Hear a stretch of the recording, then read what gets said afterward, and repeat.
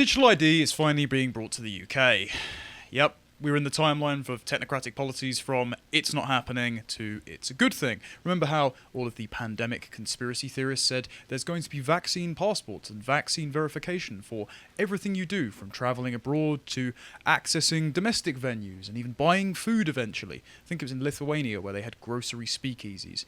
Well, spoiler alert, something like that's coming here. Don't worry, it's not synced up with health yet, though Harry did already cover how the World Health Organization wants to do that, but we'll go through the consultation. And the reason we're going to do this, we had a few viewers request it, is because, first of all, I want to arm you with exactly how the government are laying out this digital roadmap to intrude on many aspects of our private lives, and also point you to your ability to fight back here. Now, I'm not saying you filling out the consultation will actually do anything, because as we remember with the ULEZ zone, Sadiq Khan pushed through, all the taxi cab drivers said no, plenty of people said no, the London Assembly voted it down, Sadiq Khan put it through anyway to advance the climate agenda. But it's something we can do to at least build a counter-consensus to the people who are professional paid agitators who are paid to sit behind desks and, like the cycling lobby, anytime a road consultation comes up, fill this out disproportionately and create a policy that goes against what the average working person wants. So there is a link in here. Please do go for that. There is one thing to say about this consultation up front, which is it's not as bad as it could have been. So this is actually a theme. That's always helpful. Yeah. So this is a theme I'm picking up in my Brokenomics talk that I'll be filming later today with central bank digital currencies. There are sort of three versions of this future that we're walking into, and I describe them as the good, bad and the ugly. The good version is that government gets out of identity and money and the whole digital realm entirely. And it's basically left up to the private sector, and you get that divorce of state from certain powers, including money. The bad version is that they sit down and they design all of these things from scratch to be as totalitarian as possible. And then there's the ugly, which I think is what we are going to get, where they basically outsource it to the private sector and you end up bouncing around somewhere between those two parameters. And I think that's the route that they've gone down. And the alarming thing about that is I'm pretty sure I know how it's going to go, because it's going to go how everything else has gone over the last 20 years. The next 20 years will be this whole game where they pitch it at a level where they think they can get it through, and then they gradually walk it more and more towards the more totalitarian side. But yeah, I mean, you're covering it when we get into it. It's not starting from quite as bad as it could have been, but that's my praise for it. But eventually it will be merged for your convenience, and they do market this as an all-in-one access app for government services, and also eventually for merging the private sector and the government in together. Now, I think I do want to start off by steel manning, as you said. There is a utility for a digital identity apparatus in the present day. You've got to, for example, if you're buying anything to do with firearms in America online, or if you're buying alcohol or cigarettes, or, as we said in the past, if you want to age verify for pornography websites, you just put your passport in or something like that. You've already got some form of age verification for certain items which should not be bought by children. That just seems a sensible step. And in a prudent society, it would stop there. But I don't think we're living in a very prudent society at the moment, as proven by the overreach of things like lockdown, COVID, and vaccine passports. So in the wrong hands, which it definitely seems like pretty much every government signed up to the UN's 2030 agenda is, this is going to be something to use to control us for the sake of the planet or achieving racial equity. So the sort of outcome I'd like to see on something like digital identity is that you can basically choose your own.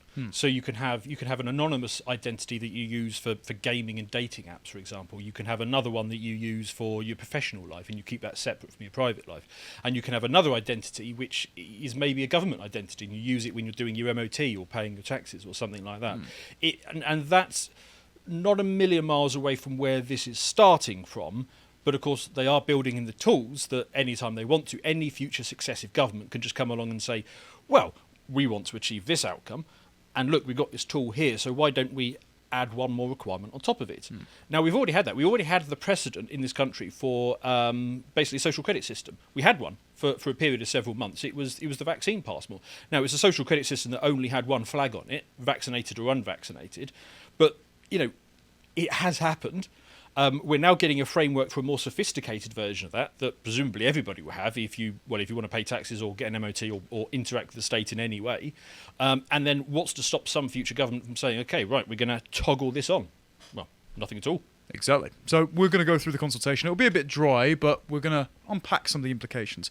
So this consultation runs from the 4th of January 2023 to the 1st of March 2023. So get your responses in using the link while you can. You can also send your response by the 1st of March to the data sharing legislation team at dea-data-sharing at digital.cabinet-office.gov.uk.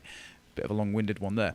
So a response to this consultation exercise is due to be published by the 24th of May 2023 on gov.uk, where presumably they'll tell us they were going to do what they were always going to do anyway and just pass it through, but we can still complain, right? Proposed by Alex Burghardt MP, who is the Parliamentary Secretary for the Cabinet Office, who is the former Director of Policy at the Centre for Social Justice and part of Prime Minister Theresa May's cabinet team. So a typical party line toady who's trying to sell this as a good thing. According to They Work For You, who aggregates all of their voting records, Burghardt has rarely ever rebelled against the party government. So he's just a henchman. Great. The proposed legislation will also unlock the full benefits of a new government identity verification system known as gov.uk One Login. One World. Oh, lovely. As part of the Cabinet Office, the Government Digital Service, GDS, is developing gov.uk One Login through close collaboration with other government departments. Inclusion is at the heart of gov.uk One Login. The proposed data sharing legislation will ensure that more people than ever will be able to prove their identity online and access government services, so that anybody who wants to use online services is able to. This is obviously to fight off accusations that Joe Biden had about black people can't use the internet. He actually said that in a town hall. No. Apparently, also, if you don't vote for him, you aren't black. So apparently, don't vote for Joe Biden, and you'll be able to use the internet. Topsy-turvy world we live in. Of course, they always want to do this kind of thing under the guise of it's going to be more inclusive, it's going to be renewably powered, so it's going to have no carbon emissions. There'll be no downsides to this. Of course, you will be excluded if you say the wrong thing under the social credit system that could be spawned from this, but pay no attention to your civil rights citizen. So the introduction says, the Public Service Delivery, PSD Power, Chapter 1 of Part 5 of the Digital Economy Act of 2017, allows specified public authorities to share personal information for objectives which are set out in regulations. This information sharing power is aimed at improving or targeting public services to individuals or households in order to improve their well-being. Improve your well-being. Now that's just carte blanche for the government to say, we're going to use this data for whatever we like, according to the definition of what we think is in your best interest. Yeah, it sounds to me like we know best, yeah. Essentially, that sentence. Yeah, we're going to buy you from a pub or bar to stop the spread, citizen. Don't worry, you won't get sick. We'll save the NHS. So this consultation paper sets out a proposed objective to support identity verification and services and the draft Digital Government Disclosure of Information Identity Verification Services Regulations 2023, which would enact it. A proposal for 4 new public authorities to be added to the schedule of authorities able to use the objectives under the Public Service Delivery Data Sharing Powers, so 4 new government departments who get access to your data. A proposal for those 4 specified public authorities to be able to use the new objective to support identity verification services specifically. This consultation is aimed at the general public, UK public authorities and other government departments, arm's-length bodies, non-departmental governmental bodies, or other organisations who may consider they could be affected by the draft regulations. It may also be relevant to other bodies that have an interest in identity verification services. So, we have the opportunity here as UK citizens to respond overwhelmingly negatively. And even if they suppress our responses, we can, as I will show you towards the end of this segment, do what I have done and aggregate all of your responses as screenshots and just post them under possibly one unified hashtag or something like that. Or when the government puts out the consultation tweet in the future, we can just show the evidence that we all didn't want this, but you wanted to push it through anyway. Something that happened before, which does show the need sometimes to reply to these consultations. Do you remember when they changed the highway code to make it so that in the UK, cyclists and pedestrians have a right of way? That was fairly recently. Right, no, I missed that one. So what happens is, obviously, cyclists usually have to ride in the gutters, and they were complaining that the gutters are usually dirty or there's dips. Yes, that thing. So what ends up happening now is cyclists can ride multiple abreast or just straight in the middle of the road holding up traffic, and if any pedestrian steps out in front of traffic, you have to stop. Now, you should stop anyway so you don't run over anyone. Extreme position, I know, but they are not at fault if they step out in traffic. You are, even if it's really unexpected. So it's just a way to inconvenience drivers off the road. And the reason I say that is because when the cycling lobby were pressed on this, on GB News, Talk Radio and the like, they were said, what is the common sense safety reason for this happening? Because you can still be knocked off a car by an open door if you're driving out in the middle of the street. And they said, well, it's good for the economy and the environment. Completely circumventing a practical reason as to why the policy would change. Instead, they want to incrementally nudge you off the road to achieve their climate goals and their economic modelling, which just so happens to justify immiserating you out of privately owned transport. That's essentially how government works on a whole range of different things at the moment. It is to, I call it increasing friction between you and the thing that you're trying to do, just to make you say, oh, sod this, I'll go and do something else. Yeah, it's the same thing that we said before when the NHS wasn't running properly. Add so much bureaucratic red tape that it deters you from ever using the service, so it gets the waiting list down by letting people just die. Yep. How humane. So who are the 4 new public authorities that get access to all of your data? The Cabinet Office, so that's the people making the policy, the highest echelons of government. The Department for Transport, so the people who want to, according to the 2030 You Will Own Nothing and You'll Be Happy article, have a complete monopoly on all transport, so you can only get a tram or a train or a bus or even a plane eventually if you say the right thing and use this sort of digital infrastructure, digital currency, digital ID in order to access their services. If you don't, you'll just be walking everywhere, I guess, forever. The Department for Food, Environment and Rural Affairs, so that's DEFRA, so that's the people who are at the heart of controlling land and agricultural policy, who have a heavy hand in our food industry, and who have a heavy hand in all of the climate policies being pushed at the moment. The Disclosure and Barring Service. Now, that would be sensible, you'd think, right? So if you had to access any kind of employment, you pay your taxes, you have to disclose, particularly working with children or in prisons, your criminal history. That seems like a really sensible idea. But as Josh and I recently covered, they've updated the guidelines so that trans people don't have to give their former identities. So if you are a criminal, just say you're trans and change the name, and then you can go and work in a school without ever giving over your criminal history. And I'm sure there's no correlation between being trans and any sort of criminal activity of any sort. Absolutely not. YouTube terms and conditions that may or may not come up in the 3rd section. And actually, regards to the 2nd section, I'm just going to encourage viewers to bear that little list in mind, because my section coming up after this, if you were to take the conspiratorial angle on that as well, these 4 departments here would be incredibly useful for implementing that. So, yeah. This is really interesting, actually, once we get into the detail. Yeah.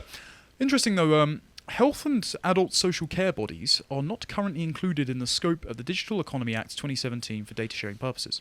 So, even though we had vaccine passports, you're not going to have your medical information integrated into the government digital ID under the existing framework, until they obviously add the amendment to do that, which is really, really easy, and it's going to be superseded by the World Health Organization's Global Health Passport proposed by the BNG20 in Indonesia last year anyway, which means that to travel to any country of which the UK is a co-signatory under the World Health Organization treaty, you have to show all your medical information upon arrival.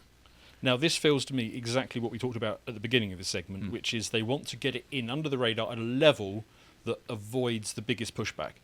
And for me, if the medical stuff was in there, that would have been my biggest pushback. And they've obviously recognised that and thought, okay, well, we're going to take that bit out for the time being, so that argument can't be used against us, because they're going to say, well, it's not in there. Yeah, this is just at the moment. This is just a thumb in the bum before they put the whole thing in. Anyway, here are the full list of bodies with access to the digital ID data. Because if you notice, they said 4 additional. So these are the ones that already would have access under the prior consultation, prior framework drafted. The Home Office, the Ministry of Justice, the Lord Chancellor, the Ministry of Defence, HM Revenue and Customs, Department for Levelling Up Housing and Communities, Department for Education, Department for Work and Pensions, Department for Business, Energy and Industrial Strategy, Department for Digital, Culture, Media and Sport, the same people doing the online harms bill, funnily enough, HM Land Registry, an organisation which provides services to a specified public authority in connection with a specified objective.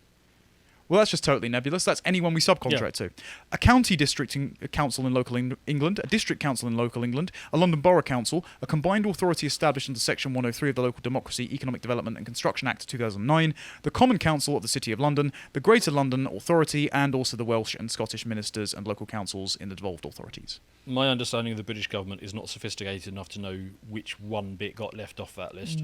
Apparently, it's just the health department, which Right. they're also drafting in legislation under the WHO to do anyway, and so they'll just meld it together for your biggest convenience. spending department in Britain, the one where you can then come back with an argument, can't you? Because because there'll be a big fuss about health tourism next, and they say, oh look, people are coming over here and they're getting free healthcare, so we need to bring it into this, unfortunately. So you can see though they can attack this from the right or the left at any future point. It's almost like they're manufacturing the excuse ahead of time to meld the things together for our own interest, particularly because that was the fuss that was kicked about last year when we had vaccine passports implemented, and they're going, well, this is the thing they're going to be the most wary about, so we'll give it some time and then they'll adopt it for their own good. But it's just such a conspicuous gaping hole in this list. So yeah. So what data will be processed? We've got a full list of the things that are going to be kept on record. Okay. Public authorities will process the minimum number of data items, I'm sure you will, known as attributes necessary for verifying the identity of an individual. Examples of attributes include the user's full name, date of birth, home address, email address, photographic images, which I'm sure no facial recognition cameras will pick up on, various identifiers such as passport number or driving license number, those are government documents, those seem sensible, attributes held by government departments necessary for verifying the identity of an individual. Right. So if that's the disclosure and barring service, couldn't that just be your DNA? Okay, the outcome of identity checks previously performed on a user, and transactional data, for example, income. Oh, right, so it ties in nicely with the CBDC then. Yeah, it's literally the government spying on every single transaction you have coming in and out of your bank account. Okay, at this time, the service will not be aimed at children under the age of 13. So 13 and up, you get your own digital ID. All right. Yum. The case studies in here also, when they're talking about why you need it, they include typical British names like Mikel and Bukayo. Wonderful. So why introduce the power now, which is a section on this? The Digital Identity Call for Evidence in 2020 demonstrated the UK public's strong desire for the government to use digital identities to enable citizens to access products and services with ease while maintaining privacy protections and safeguards to ensure citizens are protected from fraud. Right. So they're going to monitor every single transaction to only catch the criminals, guys. If you're not doing nothing wrong, you don't have anything to hide. I remember that old canard. Nothing wrong will probably expand to include things like supporting protesters that they don't like, or supporting rival political parties like Heritage and Reclaim and or Heritage Party or whatever. More plane tickets than you're allowed on your carbon credits. Or red meat. So the timetable says the draft laying date for the statutory instrument is July 2023. The enactment of powers is October 2023, and the data sharing will be in place by December 2023. That's a very rapid timeline if they're genuinely asking if we want it or not, isn't it? Within a year, every government department will have access to all of your information, including your transactions and possible DNA. That is not enough time to even get a debate going in that time. No, but what we do know is that thankfully the experts, the elites, have been discussing this idea for a very long time, and they've got our best interests at heart, and they've been ironing all of this out since 2015. If we can go to the next document, please, John. A blueprint for digital identity, the World Economic Forum. Damn. It's those conspiracy theorists at it again. I'm sure the UK government have absolutely nothing to do with this. We can go to the next one, please, John. Oh, the Cabinet Office consulted on it in 2015. Right. Along with every single bank as well. And Reuters and the Bill and Melinda Gates Foundation and the Australian Cabinet Office, which is really weird. It's almost like this has been in their minds for quite a while. Well, I remember the WEF made it the theme of their event for 1 year. I can't remember if it was 2015 or it was either 2015 or one of the slightly later years. But the whole theme of the WEF that year was on digital IDs. And when they finished the event, they came out with something like an implementation guide that they were going to put out, and it was basically a list of homework assignments for the governments around the world to go off and implement this.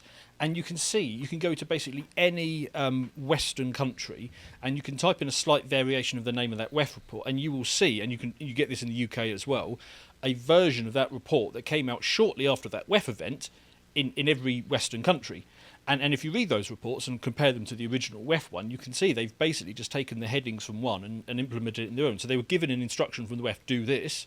And then and you can go and see it all in black and white on the website. See, there is a clear. This is one of the clearest examples of how policy is set at the WEF and then implemented at the national government level. Well, the World Economic Forum are the direct listed partners for the UK's AI framework policy on the government website. So it's not like they aren't shaping policy. The Tony Blair Institute, for example, again, WEF partnered, and who had their own room at the Conservative Party conference to give panels, came out, it was 1 or 2 years ago now, with a document on how to implement digital ID, which Tony Blair, ID cards were a conversation way back, I believe, in 2009. Like Boris Johnson once said, I would rather eat an ID card for breakfast with a bowl of milk than adopt one, and then brought in vaccine. So he's one of the very few things that Tony Blair got defeated on, and he's been obsessed with them ever since.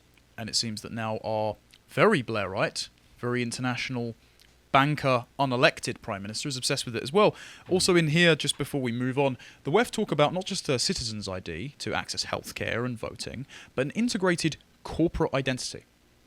And what that means is that their corporate partners on ESG scores, who have been preferentially picked by governments, will be able to access a consumer's personal information, their medical information, their purchasing habits, and their integrated social media information. This will all be linked into one app for your convenience. And because the companies are ranked on ESG scores, environmental, social, government scores, it's the new corporate social credit system, which if you get a high ranking, it allows you to get investment from hedge funds like BlackRock, State Street, and Vanguard. If you, as a consumer, have a detrimental ESG score, and the company takes into account its consumers and its ESG, because that's a new metric which allows them to go, we have really ethical consumer base, guys. See how our activism is working. If you're a detriment to their ESG score compared to their competitors, they can just stop you shopping there. It's like Nosedive in Black Mirror, where her stars go down as rated by other people, and then she can't fly, and she can only use the trucks driven by people who are more disagreeable than the herd. This is the softest implementation of a social credit scheme. Get it under the radar. Once it's in, then of course you can start dialing it up. Scale it upwards. And I unfortunately did predict all of this last year in July, so go and subscribe to the website if you want to read this extensive article. I think it's about 6,000 words, where I compared the ESG scores to the mark of the beast in the biblical revelations, and I predicted how all of these factors would converge. You'll have the online harms bill, you have the European digital identity, you'll have vaccine passports, you'll have the WEF's blueprint for digital identity, and it will be rolled out as a digital infrastructure all around the same time. And eventually you'll get things like your smart meter in your home being synced up. You'll have, as Shara Ali, the deputy leader of the Green Party, told me in a debate last year at Sussex University in February, just a little app on your phone that'll calculate the amount of carbon you have every month. And if you hit that carbon limit, well, you can't trade them, and too bad. And, well, maybe we do need some punishments associated with going over it. Maybe it's for the good of the planet that you can't buy food or fly. Well, that's why I'm so keen on the whole idea. If we are going to have a future in which digital IDs are useful, and we're spending more time online, so I can think of many scenarios in which it would be useful, I want them to be as decentralised and as many of them as possible, so that not everything has to relate back to one central point. Because if everything ends up relating back to basically one cluster of centralised digital IDs, and you have to link everything to it, your smart fridge, your smart meter, and all that kind of things, it makes it very easy to build a complete picture of a person and start turning on and off aspects of their life that you decide that they shouldn't be doing, like, I don't know, driving or eating red meat or whatever it is. Or even those who think that this might be a good idea, the technocrats, the neoliberals out there. Imagine if you start critiquing a very right-wing government about having more immigration for GDP, and suddenly they turn off your social credit system. So you wouldn't be too keen on that either, would you? Now, I did mention in here, as I said, the online harms bill being the legislative crowbar by which they will sync up your social media ID and your state-mandated digital ID. And so you'll need the ID to access social media in order to protect children from harmful but legal content, that nebulous standard. If we go over to the next article, please. This will be, I think, the first frontier on this, because recently the Conservative Party withdrew the legal but harmful standard under Sunak's government. Now the incumbent Labour Party, and I will say that because they're set to win the next election by a landslide, because the British public just vote red or blue like it's a bloody Halo match, they've said it's too weak, and that actually the Shadow Culture Secretary Lucy Powell said to The Independent that Mr. Sunak had failed to read the room by threatening only fines rather than criminal liability for social media bosses if they fail to protect children from damaging content. Now, they define damaging content, I'm assuming the Labour Party, as promoting against gender-affirming care, because if you remember, Keir Starmer at the Pink News Awards said he would criminalise misgendering. And Nadine Dorries, who was the former Culture Secretary under Boris Johnson, said that Jimmy Carr's rather edgy Holocaust joke about gypsies would lead to actual prosecution because it was distributed by Netflix on an online platform, and a criminal penalty under the online harms bill. Well, it's only a matter of time before the Lotus eaters gets added to legal but harmful. Oh, genuinely, if this comes through, and then the successive Labour government takes over and makes it even worse than the so-called Conservative government now, we won't have a business and we're going to have to move elsewhere. That is an actual reality that we are staring down. So if anyone has a spare room going in Florida, I'll be a lodger. Thank you very much. So here's where to take the survey for everyone here. And at this point, even if you just clip this bit, even if you just clip an earlier bit in the segment, or if you sell the full thing via Facebook, Rumble, YouTube, whatever to your relatives, please make them aware of this. This is the link that you can use, and it is linked in the description on our website, but it's also up there at surveys.domains.gov.uk/S/C0ZD81. You can find this and you can give your responses to the digital ID consultation and tell them exactly why you don't want it.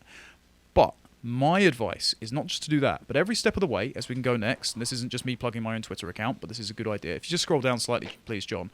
What I did was I made sure to include all of my responses as screenshots in this tweet thread. And so if we can get some sort of unified hashtag going, or just respond to any government tweets relating to the digital ID consultation with our responses to show there is a counter consensus out there that did make their voices heard, even if they're going to push it through anyway. That is a very important thing to do to push back against the narrative that will immiserate us all. I don't want a social credit system, even for the people I politically disagree with. This could be the back door for it. So it's very important we all jump on this consultation and shout back against the government overstepping their boundaries. So, if you appreciated that segment from the podcast of the Lotus Eaters, you can go to lotuseaters.com to get access to all the premium content we have on the site, such as the Epoch series we do, this one on Caligula. If you'd like to find out what else we're putting out, you can follow us on Getter at lotuseaters_com on Getter. Thank you and goodbye.